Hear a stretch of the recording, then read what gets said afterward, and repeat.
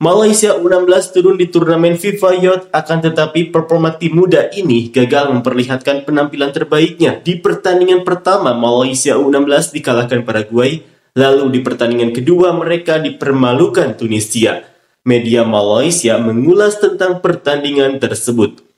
Tim nasional Malaysia U16 mengalami kekalahan kedua dalam kompetisi FIFA Youth Series ketika kalah dari Tunisia dalam pertandingan kedua grup B. Timnas yang dibimbing Javier Jorda Ribera perlu meraih kemenangan atas wakil Afrika Utara itu jika ingin bersaing untuk perebutan tempat ketiga dan keempat turnamen. Ini terjadi setelah tim nasional tumbang dari wakil Amerika Selatan, Paraguay dalam pertandingan pertama grup B. Sentuhan Kapten Arayan Hakem Norizam terus diharapkan untuk membantu tim nasional mengejar gol. Babak pertama menyaksikan permainan seimbang yang ditampilkan kedua tim. Meskipun menghadapi lawan yang memiliki fisik yang lebih besar, itu bukan halangan bagi tim nasional Malaysia U16. Tim nasional bernasib malang ketika kehilangan Syahjani Yusjairi. Ini setelah pemain Akademi Mohtar Dahari U16 itu diberi kartu merah oleh wasit. Syahjani terdeteksi melakukan tackle berbahaya terhadap penyerang Tunisia, Islam Alawi. Meskipun coba diprotes oleh para pemain tim nasional, wasit tetap mempertahankan keputusannya. Meskipun bermain dengan 10 pemain, anak buah Ribera memastikan skor 0-0 bertahan hingga jeda. Berlanjut setelah jeda, kedua tim berusaha meningkatkan tekanan untuk mendapatkan gol pembuka. Yusuf Nasrullah Ramli hampir memecah kebuntuan bagi tim nasional pada menit ke-59. Sayangnya, percobaan mendatarnya berhasil ditepis penjaga gawang Tunisia, Semi Doghorun. Tindakan penjaga gawang tim nasional Syafiq Hidayat Ismail Abdullah keluar dari kotak penalti dengan cepat dihukum Tunisia. Ini membuka ruang bagi Anas Trimek melepaskan tendangan ke arah gawang pada menit ke-65. 14 menit kemudian, giliran Bakem Firwi mencatatkan nama sebagai pencetak gol, skor 2-0 bertahan hingga akhir pertandingan. Hasil ini membuat Malaysia kini berada di posisi ketiga grup B tanpa poin. Kini, tim nasional Malaysia U16 menunggu hasil grup A untuk mengetahui siapa lawan mereka dalam perebutan tempat ke-5 dan ke-6. Pertandingan tempat ke-5 dan ke-6 FIFA Youth Series akan diadakan pada 21 Mei ini. Seperti inilah komentar fans Malaysia. Tipis pun tetap kalah. Kalau begini ceritanya, berarti tim Malaysia adalah lumbung. Kalah tipis atau kalah banyak tetap kalah. Kami rakyat Malaysia berharap datang jauh-jauh bukan untuk mendengar alasan kalah tipis itu saja.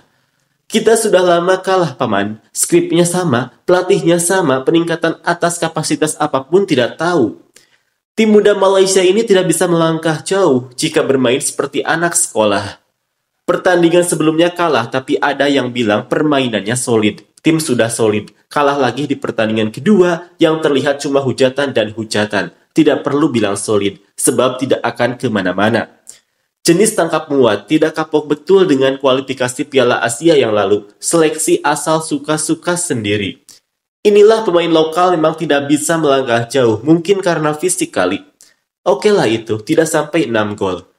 Mohon kerajaan Malaysia dan rakyat Malaysia semuanya bertanggung jawab dalam kekalahan ini. Bila kalah hanya pemain dan pelatih saja yang disalahkan, sebenarnya sistem perlu ditingkatkan. Dukungan keuangan swasta yang lebih solid. Sumbangan uang ikhlas per bulan dari setiap keluarga di Malaysia, walaupun RM1 memerlukan dukungan PPD yang lebih serius. Adakan liga sepak bola di tingkat sekolah dalam daerah supaya memperbanyak jumlah pemain, pelatih, dan wasit.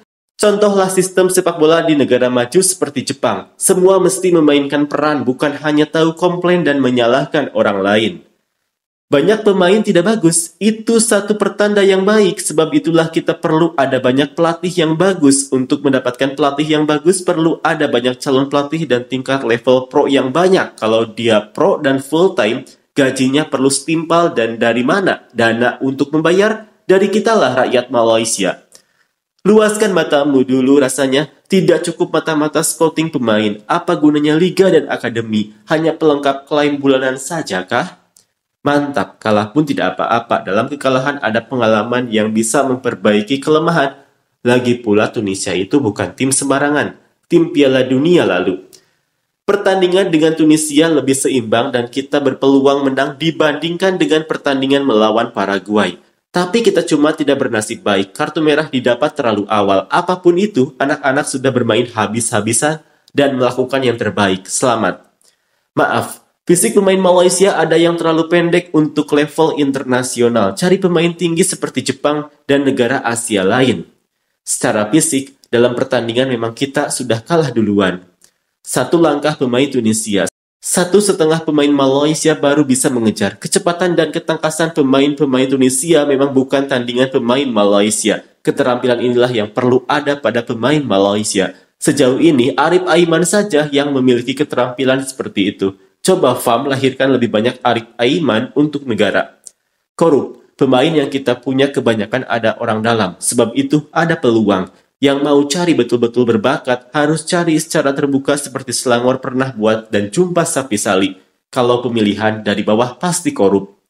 Kalau di bawah 10 tahun memang hebat, tapi setelah akil balik penyesuaiannya semua lari. Pakai pelatih lokal saja lebih baik. Pakai pelatih Spanyol ini AFF pun tidak lolos. Inilah akibatnya menggunakan anak negeri lembek. Lebih baik pakai pemain keturunan dan naturalisasi.